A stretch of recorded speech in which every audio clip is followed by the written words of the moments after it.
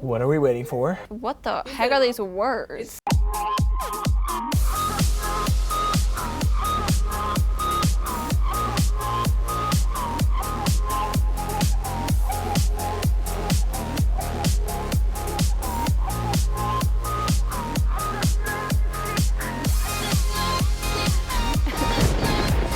What's up, everyone? Welcome to the second edition of the Sitch.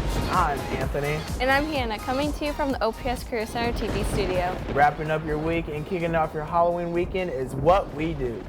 But it's a little dark in here, don't you think? Yeah. That's better. First off, we want to send out a shout out to all of you who watched our first episode of The Sitch earlier this month. We had over 100 hits in the first hour of being online. And just so you know, our fellow Sitchman Sam said we wouldn't even get 100 views, or he'd buy us pizza. Thanks, Sam.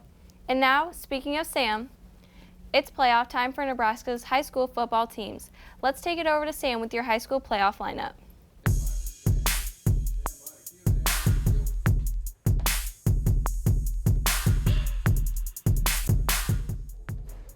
Well, ladies and gentlemen, it's here.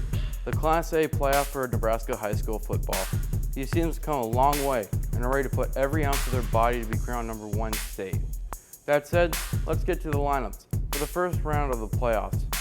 For game one, it's the number one seed and undefeated team, Bellevue West, versus the number 16 seed, Lincoln North Star. Game two, it's the 9th seed, Millard South, who will try to beat the 8th seed, Norfolk, on their own turf. Game three, it's the 5th seed, Millard North Mustangs, facing off against the number 12 seed, Kearney.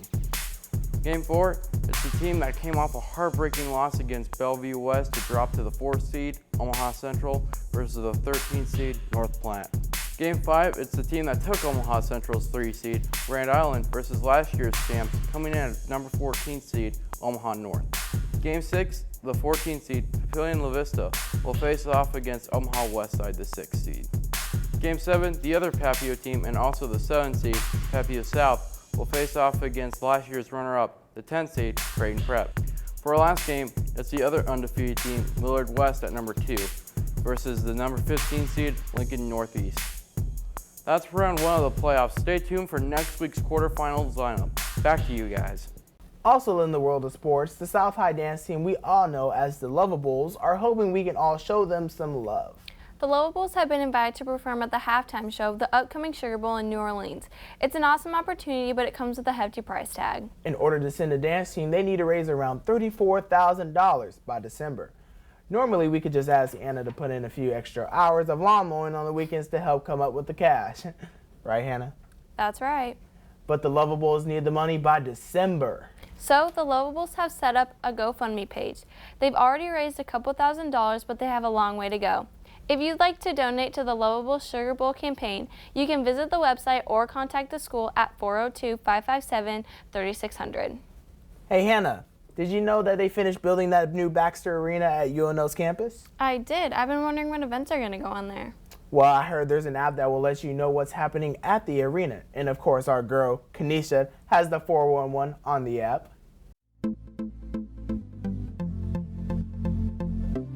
Hey everyone, I'm Kanisha back with your App of the Week review. So, the University of Nebraska at Omaha has recently released a new app called Mav Experience that complements their new Baxter Arena. Being one of the first of its kind in college sports, Mav Experience allows you to view seating arrangements, concessions, teams rosters, and more. Now, all I did was download Mav Experience and immediately was able to view the schedule for any upcoming sporting events. It even tells me what kind of snack foods I can get at a game. I don't know about you, but I found this efficient.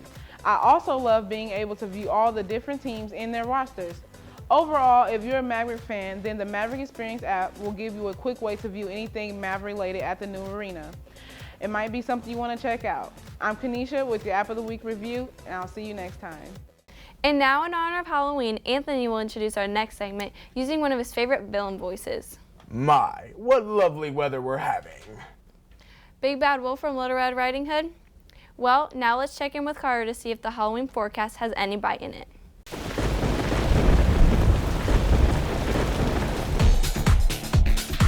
Hey guys, it's Carter here with your best ever weekend forecast.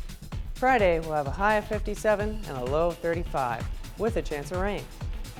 Saturday, we'll have a high of 62 and a low of 45 with another chance of rain. But don't forget to turn your clocks back 1 hour. Sunday, we'll have a high of 70 and a low of 44. Could be a little windy that day though. Monday, we'll have a high of 75 and a low of 50. Weather is my job, but I'm not mean. In this show, we speak Halloween. Thanks, Carter. You're the only weatherman I can trust. Now you guys might be wondering why we have some webs in the background. Our maintenance guy didn't come, but we got Hannah. It's all good.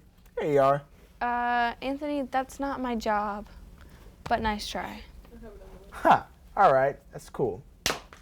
Now to you, Hannah. It's one thing to experience the rush of performing on stage in a musical, but it's another thing to see the performance of a musical that you created. That's what Burke Sr. Benjamin Adams recently had the opportunity to experience. The story is a commentary on censorship using Disney princesses. His dream of seeing it come to life on stage came true when the Burke Theater students and staff performed it live. You know, it's really weird. I didn't really expect it to go farther than middle school, and then I got the opportunity to do it my senior year, and you know, it's a joy to see them. It's just a big honor, and to have such talented actors perform it is just great. We heard it was an awesome performance. Nice job, Ben. Hannah, can you believe that Halloween is tomorrow? Can't wait to get all that candy, especially the Reese's Pieces. Those are my favorites. Oh, Anthony, aren't you a little old to be trick-or-treating? You need to have a little sibling so that they can do all the work and you get all the reward. Right, stealing candy from kids. That's classic, yeah. No, Anthony, I said sharing, not stealing.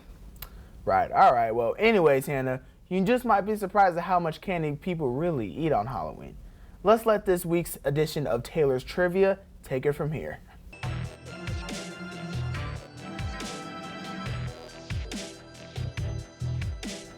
Hey everyone, welcome to another edition of Taylor's Trivia this week. I know everyone is so excited for Halloween, especially me. I can't wait to get my hands on all those Snickers. So, how much candy do you think the U.S. eats on Halloween? 6.7 pounds, 2.5 pounds, 7.8 pounds, or 3.4 pounds of candy? According to visuallyinfographics.com, the average American eats 3.5 pounds of candy on Halloween. But guess what? Kids consume up to 7,000 calories. That's the same as 13 Big Macs. Isn't that crazy? They have to trick-or-treat for 180 miles to get off all those calories. How much money does your family spend on Halloween?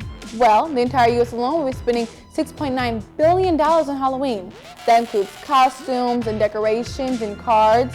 But when you talk about candy, well, we purchased nearly 600 million pounds of it. That's the same weight of 6 Titanic ships. That's a lot of candy. Well, that's all for Taylor's Trivia. Thanks for watching. Bye. So, Anthony, how's your last year of high school going? Keeping up with those grades? You know, it's actually going pretty good. You know, football's making it a little tougher, but I'm getting through it. Well, I hear in the future it might be tougher. Really? Why you say that?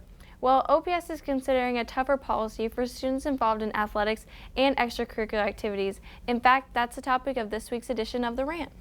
The OPS School Board is considering a proposal to ramp up the academic eligibility policy. The proposal states that grade checks will happen every 2 weeks for athletes as well as students involved in vocal music, instrumental music, speech, play production, and debate. Students with Fs would have to improve their grades to passing within 2 weeks. Otherwise, they would become ineligible for their activity. So, what do you think about the new proposed policy? Email us at theccSitch@gmail.com or direct message us on Twitter at theccSitch. Remember, keep it school appropriate so we can air them on next week's rant. The board will vote on the proposed changes on Monday, November 2nd. Hannah, I have a question for you. What's a hipster? I think it's someone who wears something just like different. They often buy their clothes in thrift shops and wear thick glasses. So your grandma must be a hipster, huh? Haha, Anthony, very funny. Well, if you guys think the joke that Anthony just made was funny, then get ready for the jokes of the day with Anthony and Rambo. Woo, all right. Great crowd tonight, Rambo. Yes, indeed. Man. All right, welcome to Anthony Rambo Comedy, where the theme today is animals. Yes, and I'm sure you guys will get a great kick out of today's show. Oh, yeah. This first one, Ramsey, knock, knock. Oh, God. Who's there? Interrupting cow. Interrupt. Moo! That's kind of rude. They liked it. I guess. All right, well, what do you call it when two giraffes run into each other? A semi-truck crash. No, it's a giraffe jam. Really? I got an even better one than that. What do you get when you cross a fish with an elephant? I don't even know. Tell me. Swimming trunks. Wow. All right. Yeah. Last one here. I know you like this one.